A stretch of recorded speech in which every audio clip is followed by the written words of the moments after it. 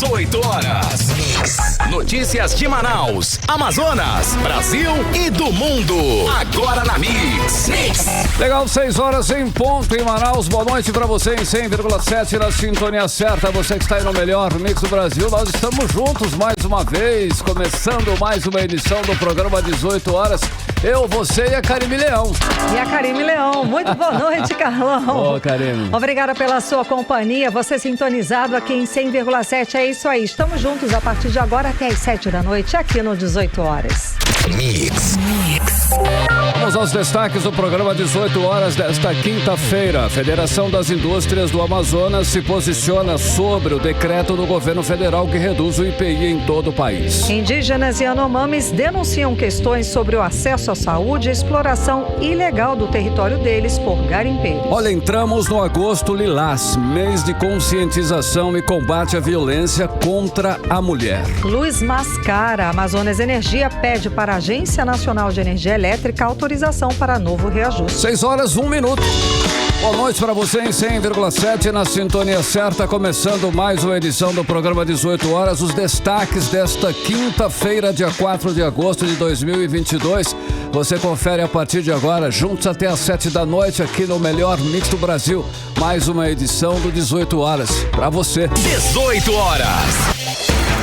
Começamos esta semana noticiando a nova medida presidencial que reduz o IPI em 35% para todo o Brasil. A nova medida assinada pelo presidente Bolsonaro define para quais itens vale a redução de 35% da alíquota do imposto.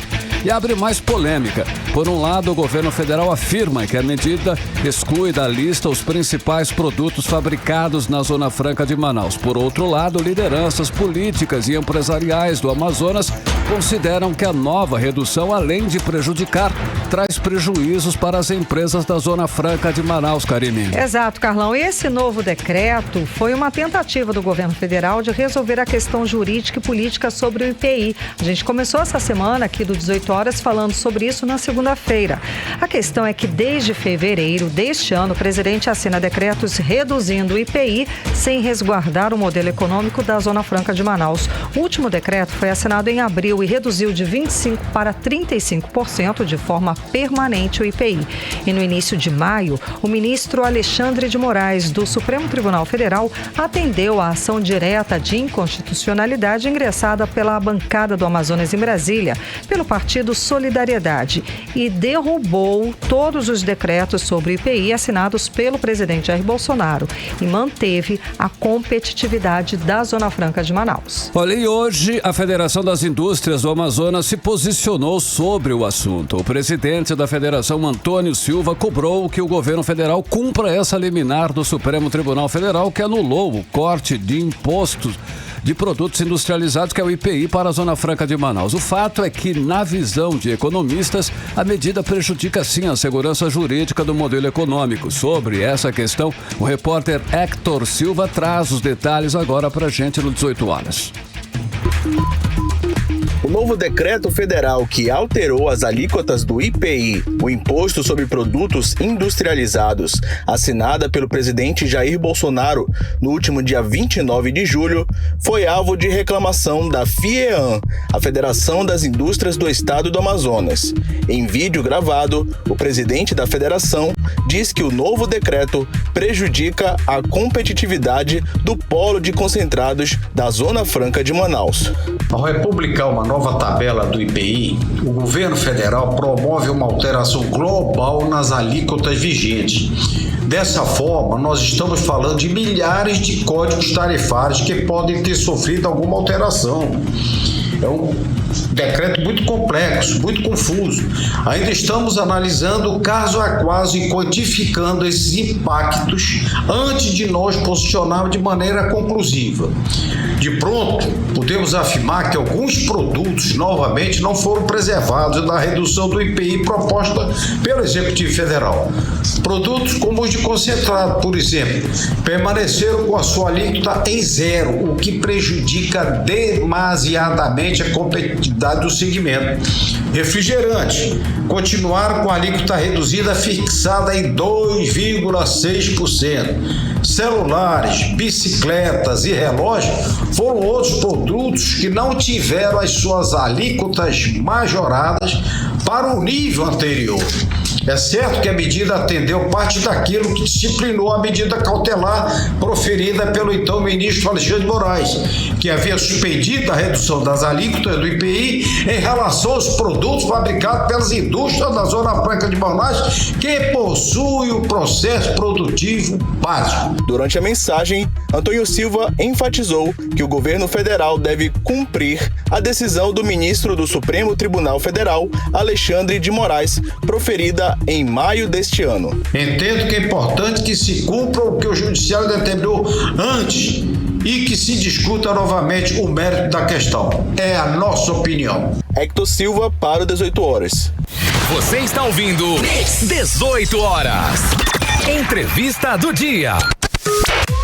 E entramos no Agosto Lilás, mês de conscientização e combate à violência contra a mulher. Período que a gente também comemora os 16 anos da Lei Maria da Penha. E para falar sobre o assunto, vamos conversar com a delegada Débora Mafra, titular da Especializada de Crimes contra a Mulher. Muito boa noite, seja bem-vinda. Agora, voltando ao presencial, né, delegada? Muito obrigada pela sua presença aqui. Bom, em maio a gente conversou e comemoramos a redução de 22% no número dos casos de violência contra a mulher, isso no início do ano, em relação ao mesmo período do ano passado aqui em Manaus. Esse índice continua a diminuir? Como é que a gente está hoje com esses números? Ele continua estável, apesar de eu atualmente estar licenciada para outra missão, mas eu até sempre estou vendo que é uma bandeira que eu gosto de trabalhar, uma bandeira que eu gosto de proteger nossas mulheres e realmente continua estável. O bom é que o nosso feminicídio não tem aumentado como o ano passado. Esse para mim é o maior sucesso, que para mim seria melhor ser 0. Temos 4, né, que aconteceu mais um essa semana, porém perto do ano passado está bem menor. São números para comemorar, não é? Sim, são números de comemoração. E a gente sabe que tudo isso depende de vocês, mídia, que tem feito um trabalho maravilhoso, trazendo informações para aquela vítima, que quanto antes ela denunciar, menos feminicídio nós teremos. Então, sendo assim, as campanhas de conscientização tiveram aí, com certeza, um papel fundamental para esse resultado, não é isso, delegada? Com certeza, foi fundamental. E a gente precisa continuar divulgando. Por isso que tem que continuar com a campanha Agosto Lilás. O que é o Agosto Lilás? É uma campanha de conscientização, de informação, de orientação, não somente para as vítimas de violência doméstica, mas para toda a sociedade, para ajudar as vítimas de violência doméstica e não julgar. Que a maioria quer julgar essa vítima, falando que ela não é capacitada, que ela gosta de apanhar, e na verdade não é isso.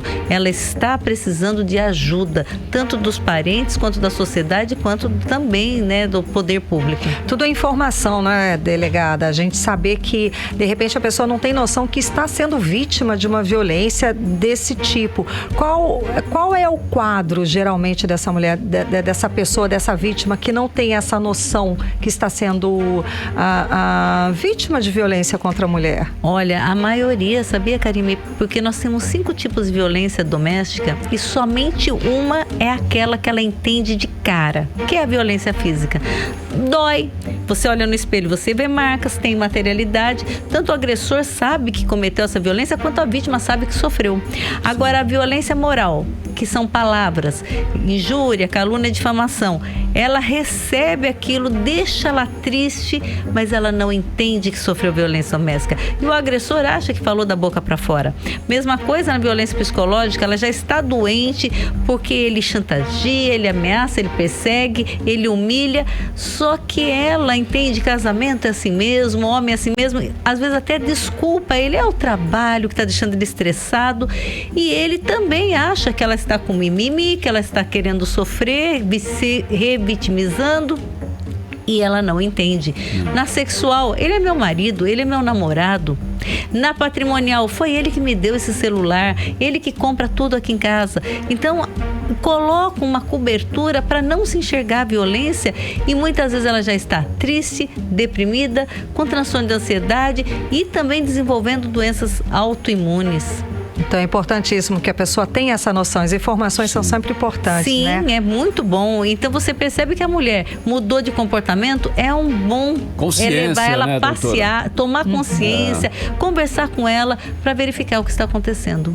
Daí a gente pode ver que todo esse resultado positivo no combate ao crime contra a mulher, a gente está aqui conversando sobre o assunto, a gente deve e é uma consequência da Lei Maria da Penha, que comemora agora 16 anos. Né? Olha, é tudo. Eu até me arrepio em falar. São 16 anos, domingo, dia 7 de agosto.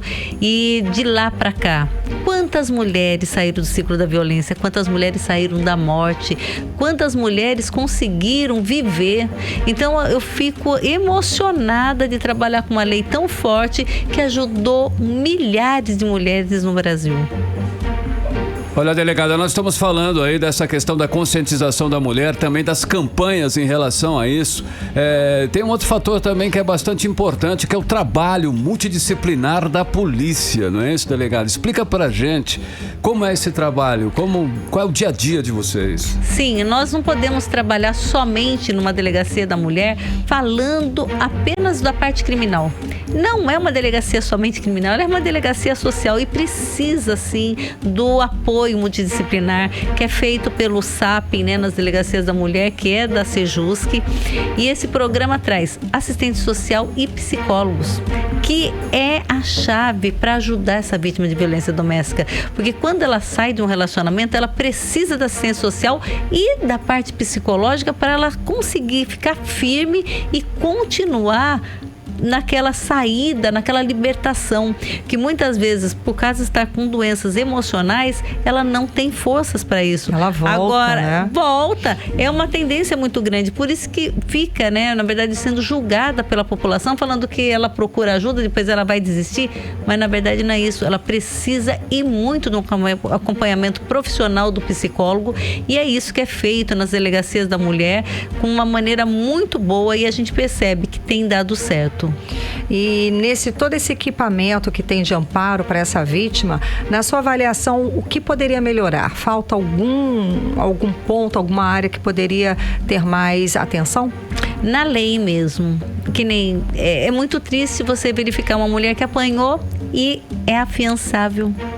Eu acho que não teria mais como ter fiança na delegacia, que a própria mulher chega amparada pela polícia militar, porque ela chamou a polícia militar, ela acreditou que deveria fazer isso, é lavrado o flagrante e, querer ou não, alguns crimes são afiançáveis e é necessário dar fiança porque é um direito do preso. Então, se o delegado não dá, ele incorre em outro crime de abuso de autoridade. Então é necessário. E aí a gente fica triste em ver a vítima olhando o rapaz indo embora e ela sem saber o que fazer. Ela falou, mas não teve punição? Que é isso que ela sente. Então eu acho que deveria mudar isso e também ter um presídio somente para violência doméstica e familiar e pensão alimentícia. Porque o preso, né, na verdade o agressor de mulheres, ele não é o bandido contumaz. Não adianta jogar ele numa penitenciária. Ele precisa ir para um presídio que trate realmente dessas pessoas para eles não fazerem novas vítimas. Já pensou que bacana um negócio desse? É essas coisas que eu acho que seriam necessário nosso poder público visualizar e mudar nossas leis para que a mulher realmente tenha um amparo integral. Leis mais rígidas, mais né? rígidas, não tem como. 3 meses de pena é 3 meses lá dentro. Vai trabalhar a cabeça dele, vai ter oficinas para ele entender que não adianta ser agressor, que é crime e que ele vai sempre ser penalizado e entender como é que é para ter um relacionamento entre homens e mulheres no respeito. Ok, doutora, já estamos finalizando a nossa entrevista, mas é interessante nós darmos aí os serviços, né? Por exemplo, como a vítima ela pode denunciar esses crimes, como a sociedade, inclusive, como um todo pode ajudar, né? Pai, mãe, vizinho, todas as pessoas que envolvem essa situação da mulher na sociedade, doutora. Olha, o melhor método, não existe outro, é ir na delegacia da mulher ou na delegacia da área, que também faz procedimento em Maria da Penha, porque ali já vai iniciar um procedimento. Mas muitas vezes a mulher nega que está sofrendo violência doméstica. Você sabe que ela sofre, ela nega, você já verificou várias ações, vendo até o comportamento dela, mas ela não quer saber. Então, utilize a denúncia anônima, que é 181 ou 180. Inclusive, a própria vítima pode também utilizar esses canais, que a Polícia Civil estará presente com ela ali para fazer com que ela venha até a delegacia. Agora, se você é parente e você quer realmente se intrometer, você pode ir na delegacia que vai começar o inquérito policial com você. Que deve, e hoje em dia é uma obrigação da sociedade amparar essa mulher. Mas muita gente não quer se intrometer. Sim. Mas quando é mãe, quando é filho, geralmente eles começam o inquérito policial. Se for crime de representação, nós vamos chamar a vítima para ela querer ou não fazer. Mas crime como lesão corporal, que incide de violência doméstica, não necessita mais da representação da vítima, é incondicionado, é feito todo o inquérito policial. E o outro método é 190, na hora que estiver acontecendo. Você está na rua, não pode olhar, você vê uma mulher sendo agredida, ligue 190. Na mesma hora? Na mesma hora. Esse é o melhor método, que você salva aquela mulher. Pode filmar? Pode, mas use o telefone primeiro para chamar a polícia e depois você termina filmando para ter materialidade. Né? Porque é um alerta importante e é até um dever de toda a sociedade amparar essas mulheres, né? Isso mesmo. Esse é o dever de toda a sociedade. Com isso, nós vamos crescer e muito. E eu acredito no Amazonas que nossas mulheres são guerreiras, e eu percebo que aqui é um dos locais no estado do Amazonas que as mulheres mais denunciam. Por isso que o número é alto, porém positivo. Tá ótimo. Então, muitíssimo obrigada pela sua participação conversando com a gente muito hoje aqui presencial novamente, né, doutora? Sim, muito bom. Muito bom, muito obrigada. Eu agradeço e estou à disposição para outras vezes. Um beijo a todos vocês e a todos os ouvintes que estão em casa. Obrigado. Ok, muito obrigada. Conversamos com a delegada Débora Mafra, que é titular da especializada de crimes contra a mulher. 6h17, você no melhor mix do Brasil. 18 horas. Olha só, seguimos falando sobre políticas de proteção às mulheres. Escuta essa, o Ministério Público do Amazonas fechou acordo para combater a violência política contra mulheres durante as eleições de 2022, Karine. Pois é, Carlão, esse tipo de violência é mais comum do que a gente imagina. Escuta, segundo o Ministério Público do Amazonas, já existem 2 denúncias na ouvidoria de violência política no órgão, de uma vereadora do interior e outra de uma deputada estadual, e o repórter Hector Silva traz mais detalhes sobre o assunto. A violência contra os direitos políticos da mulher, tanto as candidatas quanto das exercentes de mandato, passará a ser combatida por um conjunto de 5 entes públicos: Ministério Público do Amazonas, Tribunal Regional Eleitoral do Amazonas, Tribunal de Justiça do Estado, Polícia Federal e Secretaria de Segurança Pública do Amazonas firmaram um acordo de cooperação técnica para combater esse tipo de violência já a partir dessa eleição. A partir da celebração do acordo, os órgãos conveniados, inclusive o Ministério Público do Amazonas, deverão receber, acolher, promover a escuta ativa e qualificada, processar e encaminhar as denúncias para providências dos vários órgãos envolvidos. As denúncias chegarão aos órgãos por meio de suas ouvidorias, diretamente ou por canais de atendimentos disponibilizados, a exemplo do que foram as denúncias desse ano. Uma de uma vereadora do interior que estava sendo cerceada pelo presidente da Câmara Municipal de exercer seu mandato, e a denúncia de uma deputada estadual que estaria sendo perseguida por 5 deputados homens e estaria sendo impedida de falar e exercer o mandato, segundo informado pelo Ministério Público do Amazonas. Hector Silva para o 18 horas. Você está ouvindo 18 horas. Agora em Manaus, 6h19. Vamos para Brasília conversar com o nosso correspondente, o jornalista Carlos Eduardo Matos. Carlos Eduardo, seguimos falando sobre eleições 2022. Cadu, os partidos chamados de nanicos, eles desceram do muro e começaram a se posicionar, né? Quem vai apoiar quem? O Avante e o PROS declararam apoio a Lula. Já o PSC vai fechar mesmo com o Bolsonaro. Conta mais pra gente. Quem fica com quem, Cadu? Boa noite. Boa noite, Karime. Boa noite, Carlão. Boa noite, ouvintes do programa 18 horas. Karime, o Avante, partido do prefeito Davi Almeida, agora se junta à aliança de apoio à chapa Lula-Alckmin. É um movimento bastante relevante no tabuleiro político por dois motivos. O primeiro é que Lula está arrebatando os partidos da terceira via de pouca visibilidade.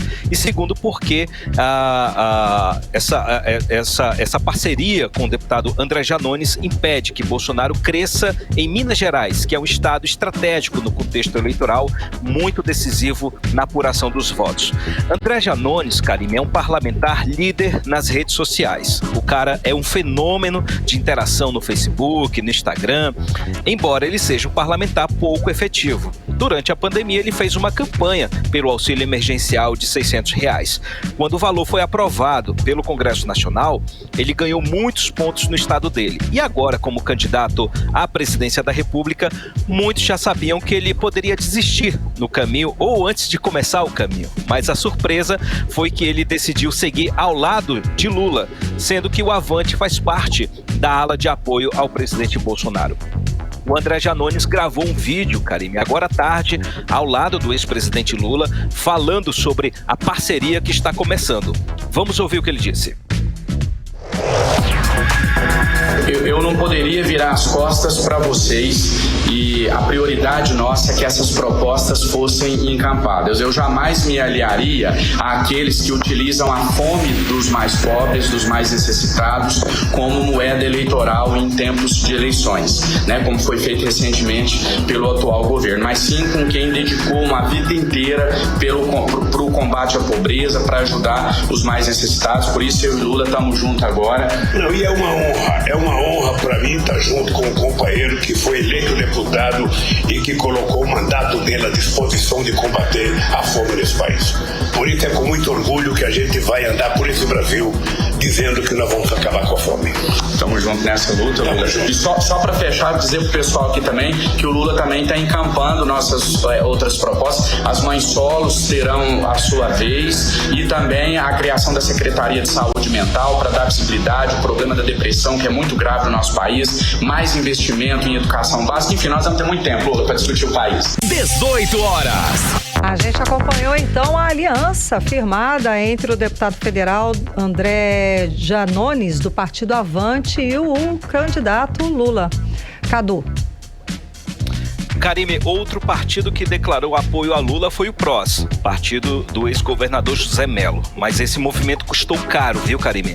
A sigla acabou se dividindo e a ala histórica do partido retirou a pré-candidatura de Pablo Marçal. O caso foi parar no Superior Tribunal de Justiça, que tomou uma decisão na noite de ontem que coloca em dúvida o apoio ao ex-presidente Lula. Com isso, Karime, o PT agora conta com 9 partidos que formam a aliança de apoio a Lula e Alckmin, com a entrada dos partidos Avante e Agir, que é uma sigla pequena, mas menor ainda, né? Que também apoia o André Janones. Por enquanto, o PT não está contando com o PROS. Agora, do lado do presidente Bolsonaro, o PSC anunciou que vai declarar apoio à campanha pela reeleição do presidente da República. O partido que estava muito em cima do muro, assim como esses outros partidos, acabou definindo um lado na tarde de hoje, anunciando o apoio ao presidente Bolsonaro. Agora, mudando de assunto, Karime, falando da campanha do presidente Bolsonaro, houve uma reviravolta no caso do desfile militar de 7 de setembro no Rio de Janeiro.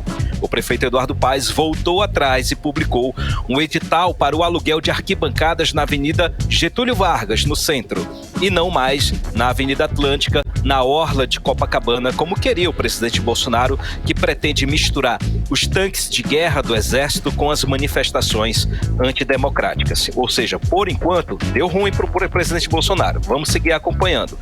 E com relação à sabatina dos candidatos na TV, Karime, outro assunto que a gente vem falando aqui, A equipe de campanha de Bolsonaro confirmou que o presidente vai participar da sabatina do Jornal Nacional, da TV Globo, no dia 22 desse mês.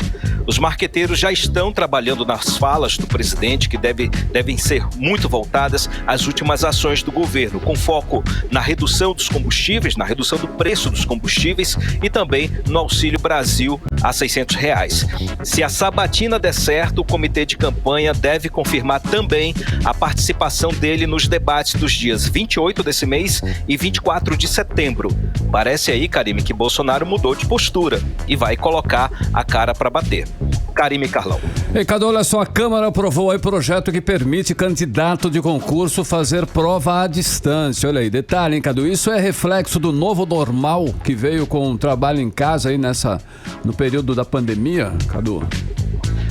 Possivelmente, Carlão. A gente sabe que durante a pandemia, em 2020 e parte de 2021, os concursos ficaram suspensos por causa das medidas de restrição social.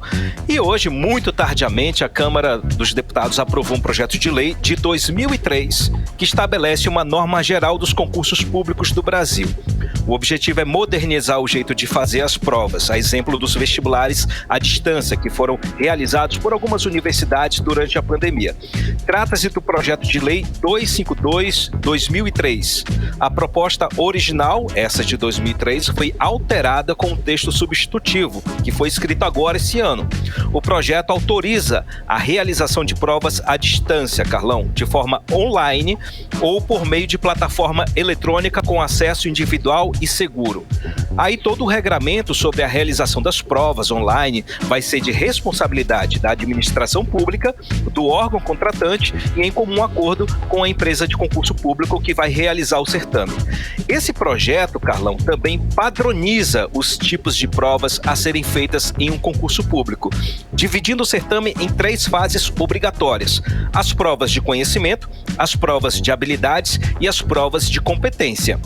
Então, para quem está estudando para concurso público, Carlão, calma, porque o projeto seguiu para o Senado. Ainda não é lei, viu? Mas é bom ficar sabendo das mudanças, que são muitas, que virão muitas mudanças por aí. Outro projeto aprovado pela Câmara que chamou a atenção, Carlão, foi o que acaba com a saída temporária de presos. A gente sabe que quando o detento, ao cumprir um certo tempo de prisão, ele ganha o direito à saída temporária em datas comemorativas. Esse projeto acaba com essa regalia, alterando a lei de execução penal. Claro que houve adesão em massa da bancada da bala e por isso o projeto foi aprovado e seguiu para o Senado Federal. Carlão e Karime. Cadu, para finalizar, o governo não deu o tal do reajuste para os servidores federais, só que ele ofereceu outra coisa, né? Ao invés disso, publicou medida provisória que aumenta para 40% a margem para os empréstimos consignados dos servidores. Cadu, eles gostaram dessa troca? Como é que foi? Não mesmo, Karime, não gostaram.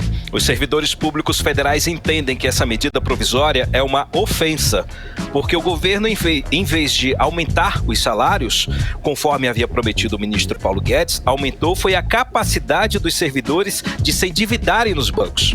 Essa é a avaliação de Rudinei Marques, que é presidente da FONACAT, o Fórum Nacional Permanente das Carreiras Típicas de Estado. Vamos ouvir o que ele disse para o programa 18 horas.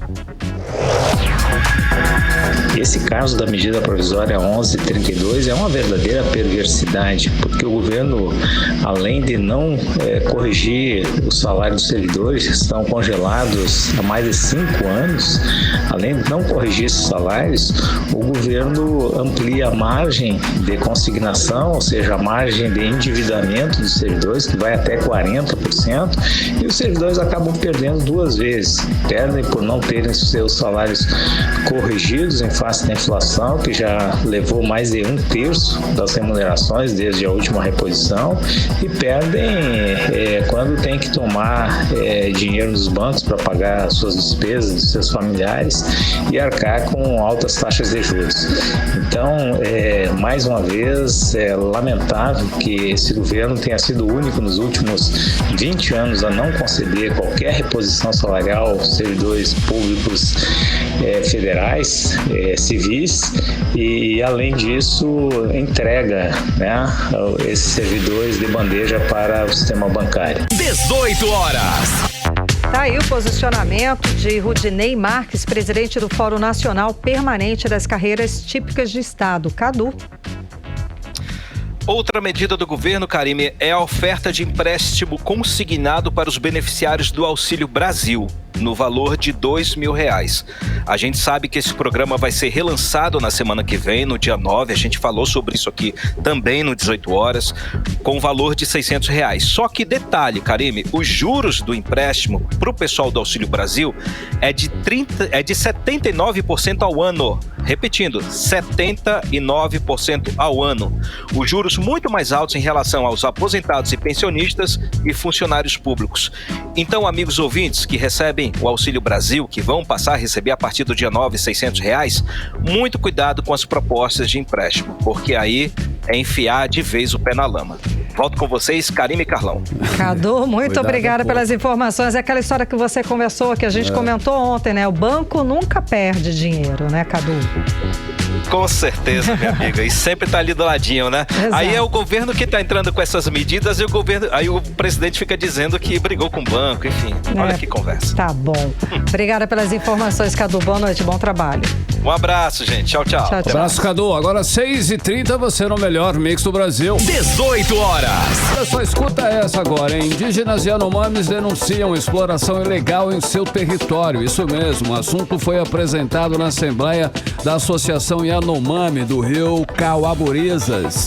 Eles falaram sobre as dificuldades encontradas na região, principalmente nas questões do acesso à saúde, abuso de álcool e exploração ilegal do território indígena por garimpeiros, Karime. Pois é, e as denúncias, Carlão, de violação aos direitos dos indígenas foram apresentadas para a Defensoria Pública, que está apurando a falta de apoio do governo do estado do Amazonas a esses municípios e comunidades indígenas, como explica a repórter Nathalie Moraes. Indígenas e Yanomamis do Alto Rio Negro, no Amazonas, relataram dificuldade de acesso à saúde, falta de medicamentos e transporte, além da invasão de garimpeiros no território. As denúncias foram feitas à Defensoria Pública do Estado, que visitou os indígenas entre os dias 25 e 27 de julho. O Polo do Alto Rio Negro da Defensoria participou da 20ª Assembleia Ordinária da Associação Yanomami, do Rio Cauaburiz e afluentes da comunidade indígena Maturacá, entre os municípios de São Gabriel da Cachoeira e Santa Isabel do Rio Negro. Durante 3 dias, os indígenas apresentaram as dificuldades encontradas na região, principalmente quanto ao acesso à saúde. Segundo a defensora pública Isabela Salles, que atua na região do Alto Rio Negro, foram encontradas inúmeras irregularidades no atendimento à saúde das comunidades Yanomami. Na ocasião, as lideranças fizeram uma série de reivindicações, principalmente no que tange a melhorias do serviço de saúde, ao fornecimento de água em condições adequadas para o consumo, que repercute diretamente na qualidade da saúde, notadamente das crianças, além de medidas para a redução da entrada de bebidas alcoólicas dentro da terra indígena e outras medidas referentes à intensificação das ações de fiscalização e de monitoramento para evitar uma série de ilícitos, como o garimpo ilegal e a entrada de invasores dentro do território. Diante dessas reivindicações, a Defensoria está encaminhando essas solicitações para as autoridades competentes, para os órgãos que têm atribuição para atuar em cada uma dessas matérias. Segundo a defensora, os Yanomamis também denunciam falta de medicamentos e transporte adequados para conseguirem atendimento médico em outras comunidades, além da falta de água potável e vigilância territorial, uma vez que o garimpo ilegal tem invadido as terras indígenas e trazido consequências como o abuso de álcool e outras drogas, além da exploração sexual de menores. Recentemente, o Supremo Tribunal Federal e a Corte Interamericana de Direitos Humanos determinaram a adoção de uma série de medidas para assegurar a proteção dos povos indígenas na Amazônia. A Defensoria Pública vai retornar à comunidade para realizar um mutirão de atendimento jurídico, na tentativa de resolver questões como curatela, certidão de óbito tardio e outros atendimentos. Nathalie Moraes para o 18 horas. Você está ouvindo 18 horas. 6h34, você no melhor mix do Brasil, programa 18 horas, os destaques do dia para você até às 7 da noite. Daqui a pouquinho você confere aqui no 18 horas. Preparem os bolsos que a conta de luz pode ficar mais cara. A Amazonas Energia pede para a Agência Nacional de Energia Elétrica autorização para novo reajuste. Detalhes em instantes aqui no 18 horas. 18 horas. 6h34, hein? Nós vamos conferir a previsão do tempo. É para amanhã, para hoje, né, Karime Leão? Para hoje à noite e para madrugada de amanhã. Hoje é quinta e madrugada de sexta. Tempo e temperatura, Karime Leão. Previsão do tempo. Exatamente, Carlão. E a previsão é de pancadas de chuva durante essa noite e a madrugada já de sexta-feira, segundo informações do Climatempo. A mínima prevista é de 24 graus, a máxima deve chegar a 32 graus. As chances de chuva são de 90% e a umidade relativa do ar fica entre 38% e 87%. Mix. Agora é 6h35, vamos falar sobre os bastidores da política local. Vamos conversar agora com a repórter Artemisa Gadelha. Artemisa, boa noite. O assunto do dia hoje, um dos assuntos foi o atentado contra a equipe do vereador Amon Mandel. O carro dele, da equipe dele, foi atingido por um tiro lá no bairro Cidade de Deus, na zona norte de Manaus. Artemisa, ninguém saiu ferido, pelo menos é a boa notícia. O vereador fez uma coletiva para falar sobre o assunto. Atualiza pra gente mais informações sobre esse caso. Boa noite. Pois é, Karime, a que ponto chegou a nossa segurança, na verdade, a nossa insegurança no estado do Amazonas. Boa noite para você, boa noite, Carlão, boa noite a todos que acompanham o programa 18 horas. Bom, durante o atentado, a equipe do vereador Amon Mandel, que é pré-candidato aí, que é candidato, na verdade, a deputado federal pela Federação PSDB e Cidadania, teve o carro atingido, como você disse, né, por um tiro após 3 disparos.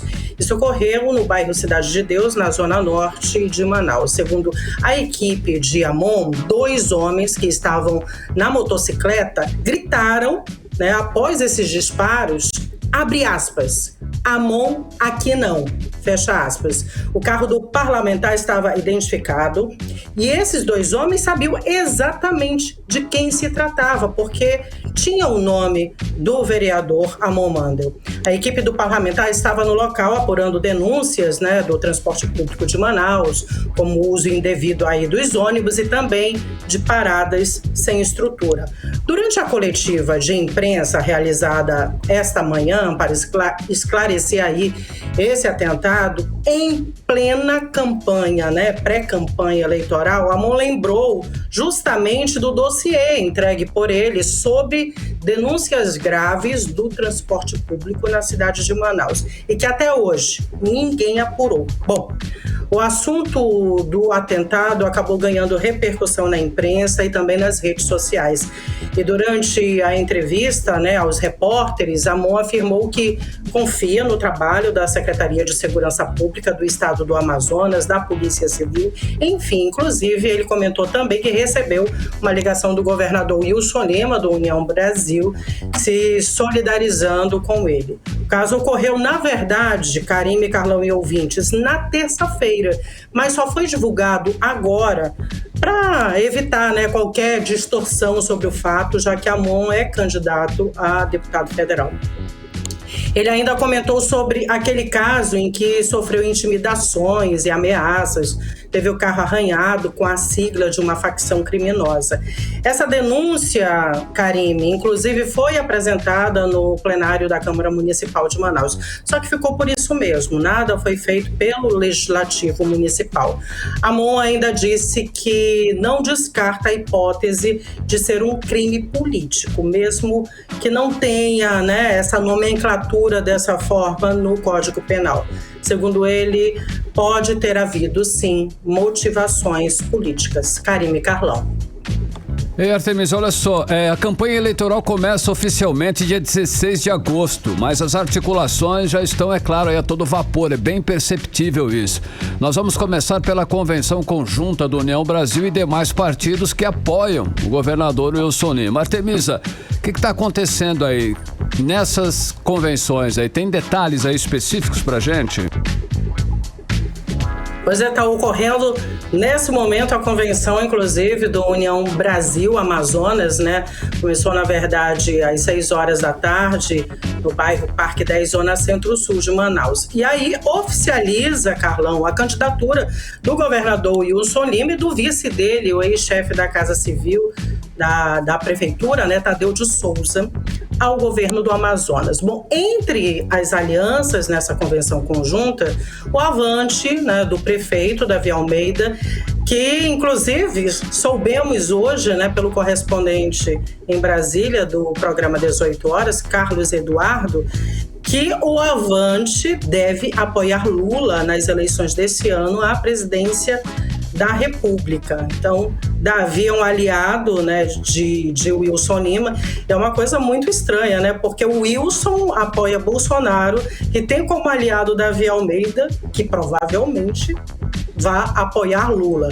Bom, ainda nessa aliança tem PL de Alfredo Nascimento, que já oficializou essa manhã a candidatura do Coronel Menezes ao Senado, ainda Republicanos, PP, que é do vice-prefeito Marcos Rota, o PMN, que acabou abandonando aí o barco de Ricardo Nicolau no último minutinho do segundo tempo, e também o PSC. Possivelmente, nessa aliança também, nesse arco da aliança, teremos PRTB e Patriotas. Bom, segundo Wilson Lima, o compromisso nesse momento é com a candidatura, né, dele ao governo, do Coronel Menezes ao Senado e também com os partidos que formam essa aliança. Ele não citou exatamente o presidente Bolsonaro do PL, mas acredita-se que ambos devam apoiar as candidaturas, né? Serafim Correia, se esperava aí que o PTB também ficasse ao lado de Wilson Lima, mas foi uma surpresa hoje, viu? Serafim, na verdade, seguirá com solidariedade de Ricardo Nicolau, que é candidato ao governo do estado do Amazonas. Serafim fará a primeira eleição do lado oposto do filho dele, Marcelo Serafim, do Avante, que é pré-candidato a deputado federal. Eu conversei com ele ainda há pouco e ele disse que essa aliança já é federal e que eles vão caminhar juntos pela Zona Franca de Manaus.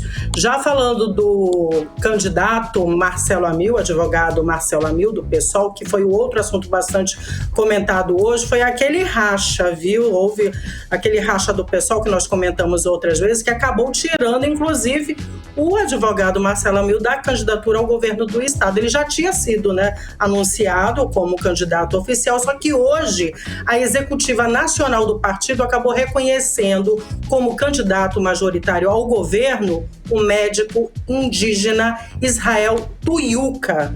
Marcelo Amil afirmou que a decisão da direção nacional foi um golpe e ingressou com recurso na Justiça Eleitoral. Vamos aguardar mais esse capítulo. Será Amil ou Tuiuca? E Amazonino Mendes, candidato ao governo do estado do Amazonas pela Federação PSDB e Cidadania, está reunido nesse momento com lideranças de Manaus na sede do partido, que fica ali no bairro Tarumã, na zona oeste de Manaus. Alguns vídeos foram postados, inclusive, nas redes sociais dele, mas como o evento ainda está ocorrendo, amanhã a gente atualiza com todas as informações desse encontro. E para encerrar, vamos falar do recesso aí parlamentar da Câmara Municipal de Manaus. Os vereadores tiveram um recesso de 15 dias, né, e retornaram segunda-feira. E aí tiveram 3 dias de plenário, segunda, terça e quarta. Só que com plenário, Karime, Carlão e ouvintes, praticamente vazio. Segundo os vereadores de oposição, os faltosos não gostam de ser cobrados. E eu conversei com o vereador Rodrigo Guedes, do Republicanos, e ele disse que é preciso sim fiscalizar e denunciar essa prática. Vamos ouvi-lo. Quem vai julgar é o povo na eleição, não é bem assim, porque o político pode chegar com uma saca de dinheiro e simplesmente comprar o voto da população.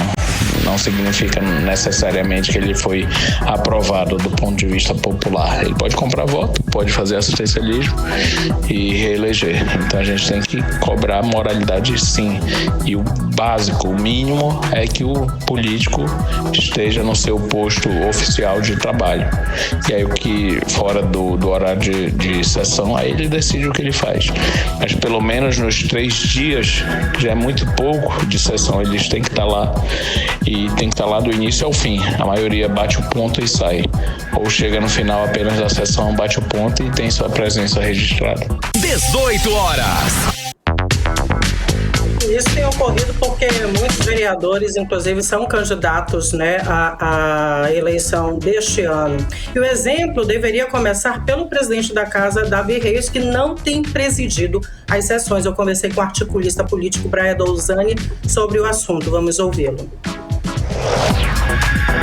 Para quem assiste com certa regularidade às sessões da Câmara Municipal de Manaus, o sumiço do presidente da Câmara, Davi Reis, não é exatamente uma novidade. Se nós formos contar, grande parte das sessões do ano passado e desse ano foram presididas por Wallace Oliveira, vice-presidente da Câmara.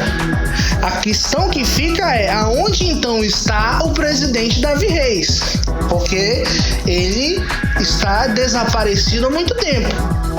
E agora, ano eleitoral, ele vai dar mais uma sumida para concorrer às eleições. É ou não é o melhor emprego do mundo? Quem é que está pagando isso? O seu João, a dona Maria, você, ouvinte, está pagando isso. Então é necessário que a sociedade aponte os erros e cobre os seus políticos, porque nós não podemos mais aceitar esse tipo de comportamento. 18 horas. E essa situação da Câmara Municipal de Manaus. Ok, boa noite, Artemisa Gadelha. Bom trabalho, até amanhã. Tchau, tchau. Tchau, tchau.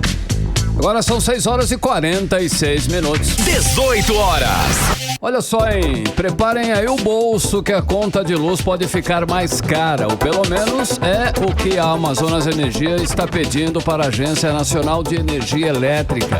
A agência já autorizou, inclusive, a abertura de uma consulta pública para avaliar essa revisão tarifária, hein, Karime? Pois é, Carlão, o motivo seria a mudança da legislação tributária do ICMS sobre operações relativas à circulação de mercadorias e serviços, que foi instituída aqui por uma lei aprovada pelo governador Wilson Lima.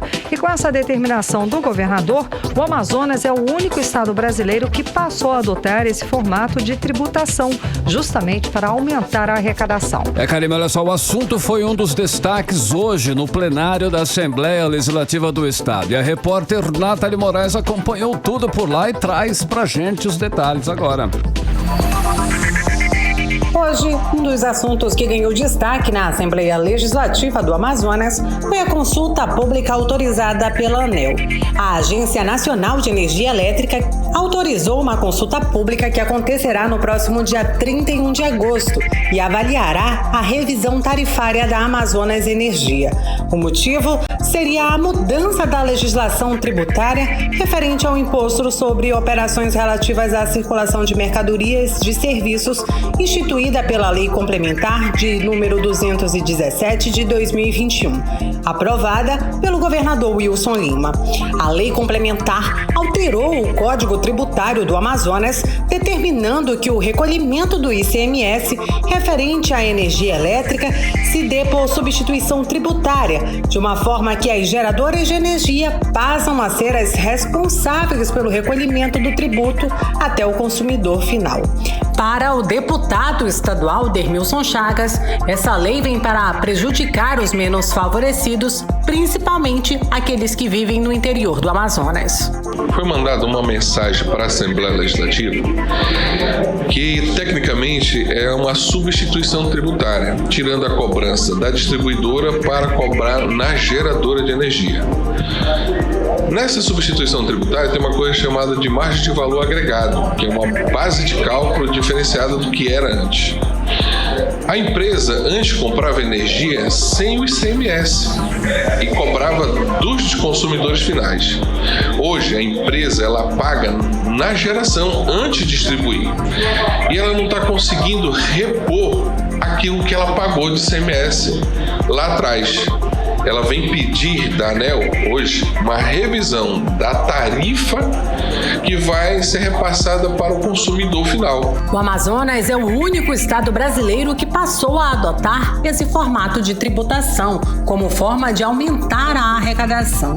Com isso, os efeitos práticos dessa situação são severos ao consumidor final, principalmente aqueles que são beneficiados por isenção tributária, como é o caso dos clientes do interior do Amazonas e dos consumidores de subclasse, baixa renda e produtores primários, pois o ICMS passará a integrar o custo de compra de energia elétrica, tendo que ser incorporado na tarifa de energia. Para a ANEEL, a tarifa dos clientes residenciais localizados no interior do estado do Amazonas deve aumentar em cerca de 10,75%. O deputado Dermilson Chagas fez duras críticas à lei aprovada pelo governador Wilson Lima. Aqui, eu e o outro colega deputado Wilke votamos contra essa substituição por acreditar que chegaria a esse momento.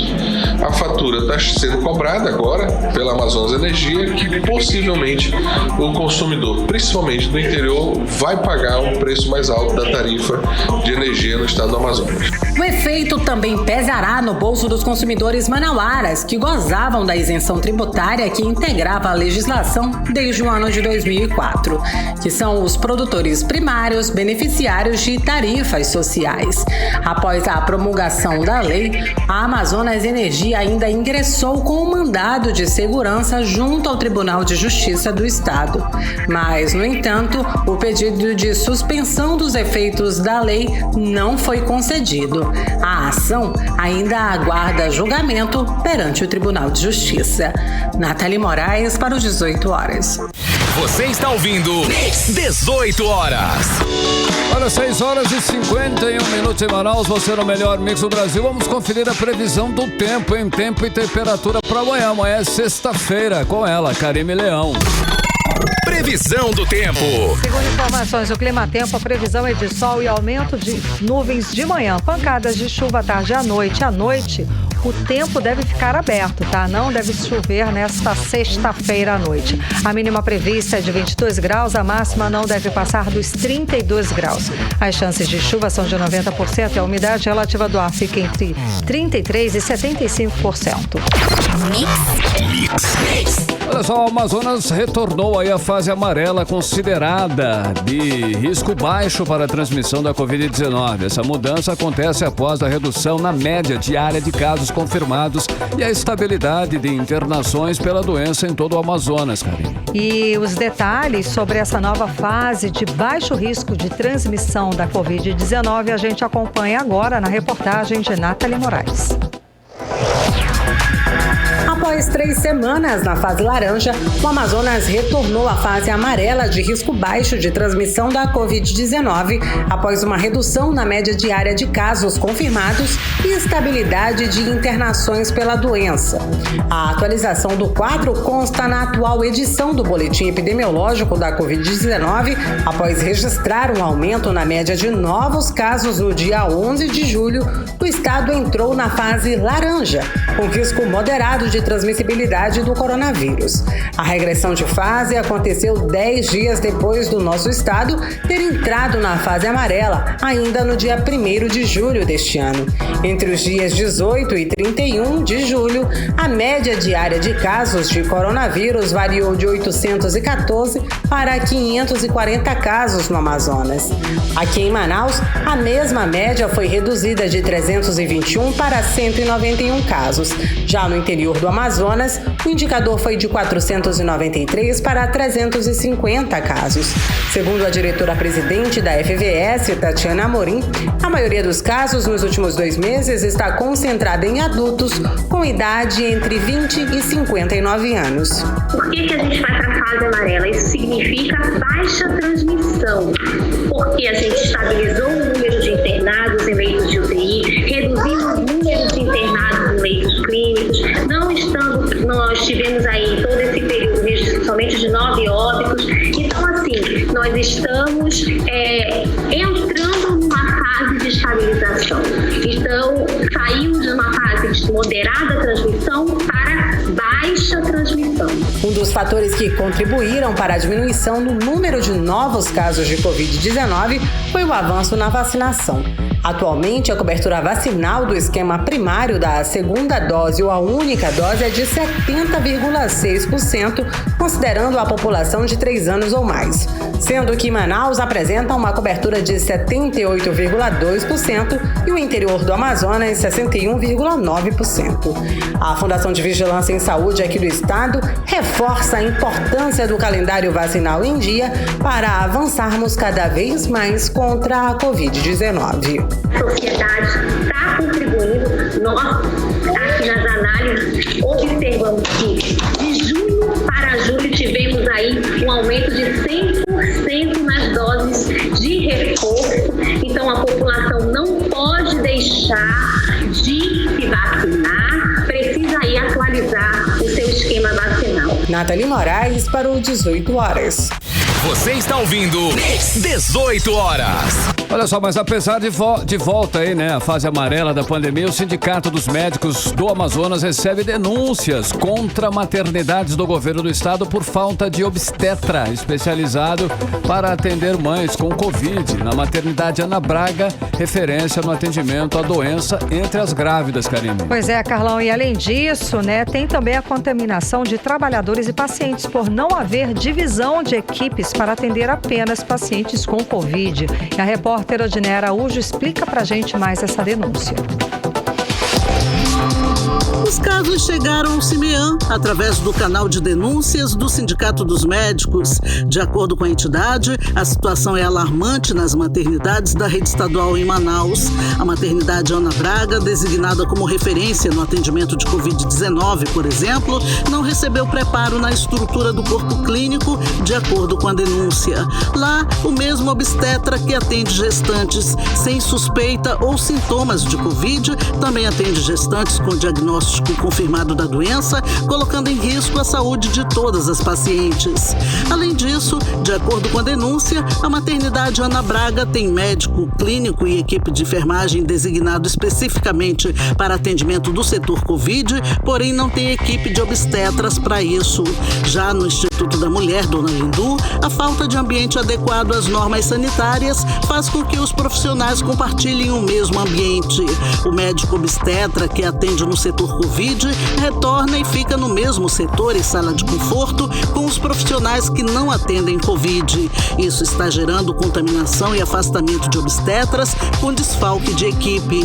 Para o presidente do CIMEAN, médico Mário Viana, o que se vê hoje nas maternidades é uma repetição do mesmo descaso e erros cometidos desde o início da pandemia. Não se tem uma organização de fluxo de atendimento em que se separe de fato dentro das maternidades e até mesmo de outras unidades, né? Os pacientes com suspeita ou já com comprovado diagnóstico do Covid, daqueles pacientes que não têm suspeita de Covid. E os profissionais que atendem, né, os pacientes com suspeita ou com comprovado diagnóstico do Covid deveriam ser também específicos para essa atividade e não estar ao mesmo tempo atendendo também os pacientes não suspeitos. Parece que o governo do estado não aprende, não quer aprender, né? Ou realmente não tem preocupação com a saúde da população. É um descaso total. Essas denúncias, inclusive, de acordo com os trabalhadores, foram feitas à Secretaria de Saúde, que, de acordo com eles, mais uma vez os expõe ao risco de contaminação. Os denunciantes também informam que já levaram essas denúncias ao conhecimento do Ministério Público. Até o fechamento da reportagem, o governo do estado não se pronunciou sobre as denúncias recebidas pelo Sindicato dos Médicos. Odinê Araújo para o 18 horas. Você está ouvindo 18 horas. E a Petrobras anunciou queda no preço do diesel nas refinarias hoje, quinta-feira. A redução vai ser de 20 centavos por litro. O preço médio de venda da Petrobras para as distribuidoras passa de R$ 5,61 para R$ 5,41, o que representa uma redução de 3,74%. A medida começa a valer já a partir desta sexta-feira amanhã.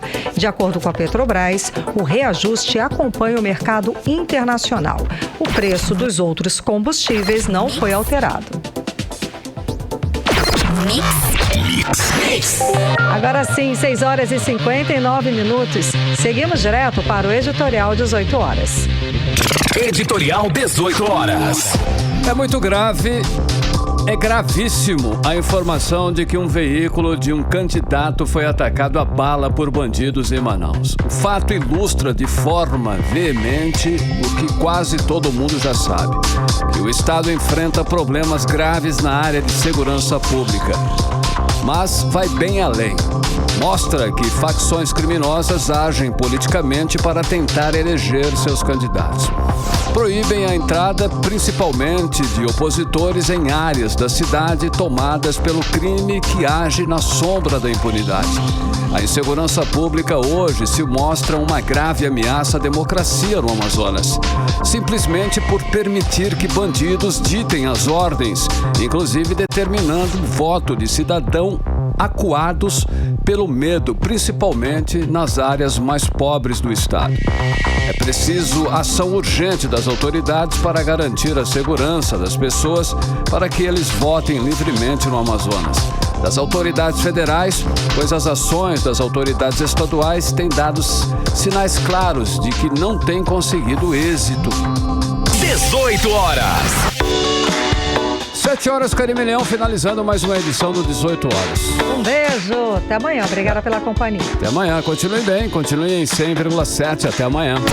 Você ouviu 18 horas. As notícias do Brasil e do mundo, de volta amanhã.